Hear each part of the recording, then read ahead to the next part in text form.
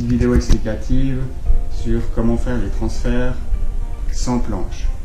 Donc on peut le faire soit un transfert avec la planche, que vous voyez qui est là, planche grise, qui glisse, ou simplement avec les mains. Donc là c'est relativement facile parce que la chaise est un peu plus haute que le fauteuil de massage qui est un peu plus bas. Et en plus c'est du simili-cuir, donc ça glisse assez bien. Donc généralement qu'est-ce qu'on fait?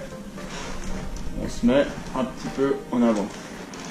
Donc on glisse le bassin en mettant sa main derrière le dos, tac, tac, le petit coup de rein, et ensuite on se redresse. Donc moi j'ai assez l'équilibre, ça va. Je me rappelle qu'avant je devais me lancer en avant comme ça, et après mettre la main droite toujours assez en avant, donc un peu en avant du genou, mais après ça dépendamment de chaque personne et puis de la taille. Et puis l'autre main, je la mets carrément derrière les fesses. Et puis la petite tactique que j'ai trouvée sur les temps, c'est que la main je la mets plus comme ça, et je la mets à l'envers comme ça.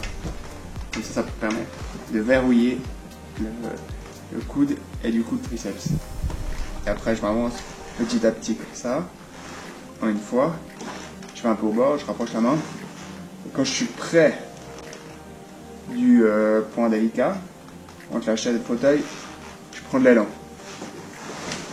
Et voilà, en une fois. Puis après, ben là c'est juste du placement pour se mettre en place. Donc soit je remets ma main sous la cuisse et l'autre sur la roue et je tire le bassin en arrière. Mais après c'est un peu à chaque personne à trouver ses points d'équilibre. Puis là c'est pour aller sur le fauteuil, donc c'est toujours assez facile. Pour sortir, on vous montrera l'autre méthode qui est un petit peu plus délicate.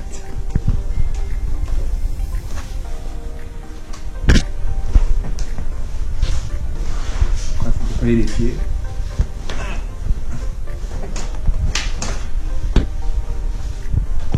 Et de là. Et de là.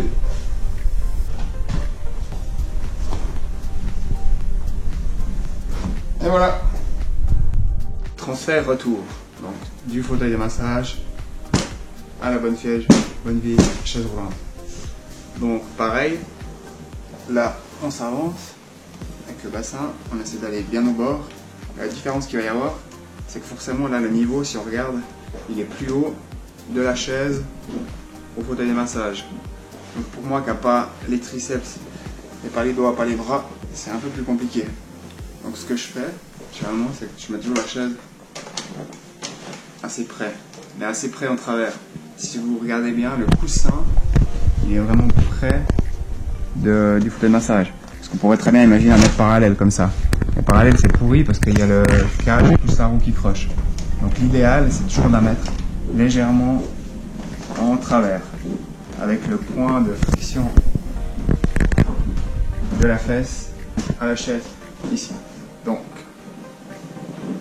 je me mets en avant.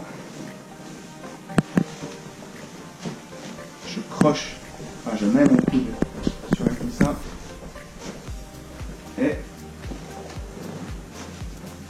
je pousse.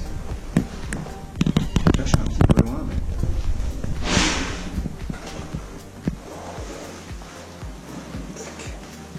Donc là j'ai fait un bras de levier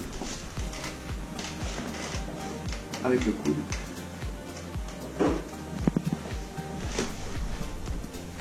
Et ensuite, je me redresse. Tac. Donc là, je suis vraiment un peu au bord de la chaise. J'utilise le levier.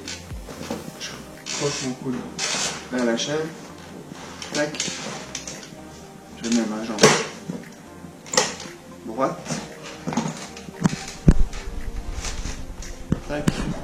Et ensuite, pour me remettre au milieu de la chaise, je mets le frein à droite, le frein à gauche. Et je balance mon bassin comme ça. Et voilà, là on a fait un transfert sur un point qui était peut-être 3-4 cm plus bas, un petit peu plus loin, avec du parquet, donc un sol qui est assez glissant.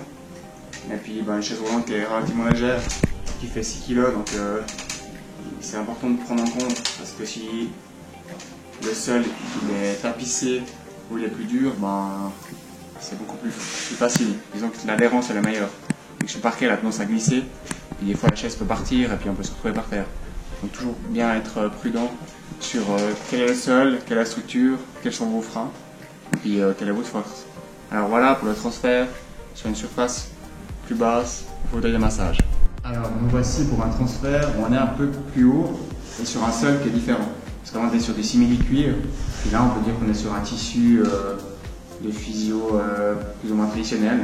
C'est-à-dire qu'il glisse pas, il croche pas, il est un peu neutre. Donc là c'est de nouveau pareil, je vais le mettre au bord, tac, et puis vu que moi j'ai pas les triceps, je suis limité avec les bras, donc il faut que j'utilise mon coude, mais du côté droite. Donc c'est pas mon côté le plus habitué, mais ça devrait aller.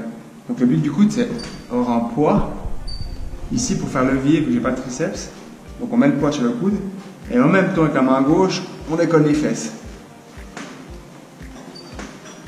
Maintenant, on voit qu'il y a la chaise qui glisse un tout petit peu.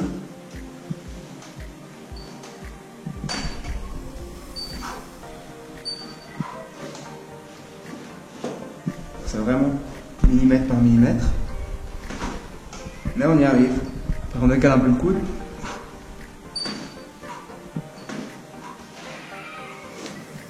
Et voilà, une partie du cul y est. On décale.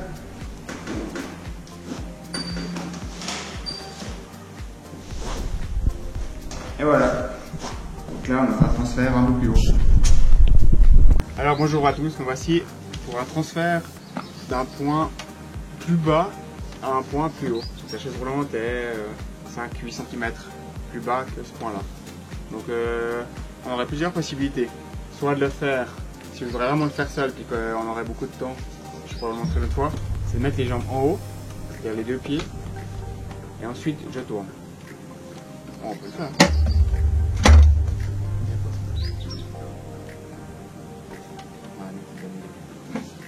Donc on va montrer le transfert. Tac.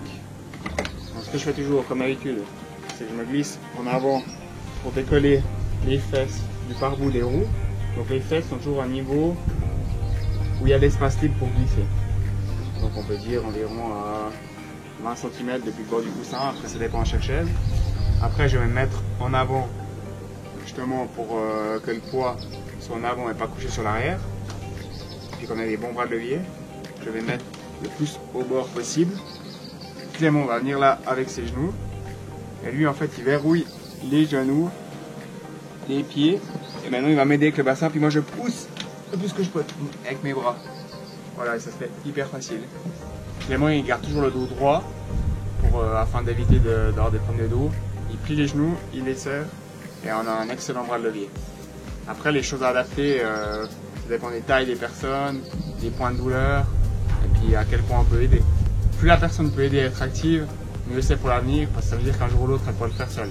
Et si la personne ne fait rien du tout, et comment elle peut progresser si elle ne fait rien? C'est ça la question. Après on peut aussi le faire avec une planche. Comme par exemple là, si la personne a moins de force qu'elle ne peut pas lever, on peut mettre une planche de là, voilà. Donc on va voir ça tout à l'heure. Ciao ciao. Et un transfert sur un point qui est un peu plus haut. Là on peut voir le jacuzzi, il doit être quelque chose comme je pense 8 cm. Tu penses quoi Clément? 8? Ouais, juste comme ça. 10. Un peu plus haut, donc là je vais faire le transfert d'un point haut à un point bas. Bon là je suis en chaussette, c'est pas l'idéal, mais c'est toujours la même chose. Donc on va essayer de se stabiliser. Là j'ai déjà mis le pied droit dessus, le pied gauche n'est pas très loin. Je mets ma main en avant là. Et ensuite j'avance avec le bassin, je fais le plus près possible. Et quand je me sens prêt, 1, 2 et 3. Et là je balance. Comme je disais, là je suis en chaussette donc c'est pas le top du top, mais ça va quand même. Ensuite ce que j'ai de faire, c'est de me mettre un petit peu en avant pour soulager le poids sur l'arrière et faire des petits coups de cul. Comme ça, on va essayer de bouger tout ce qu'on peut pour revenir en arrière. Ensuite, l'important c'est toujours les pieds. Donc, le pied droit là il est trop en arrière. S'il est en avant, il me permet de pouvoir me mettre dans l'axe. Donc le pied là dessus,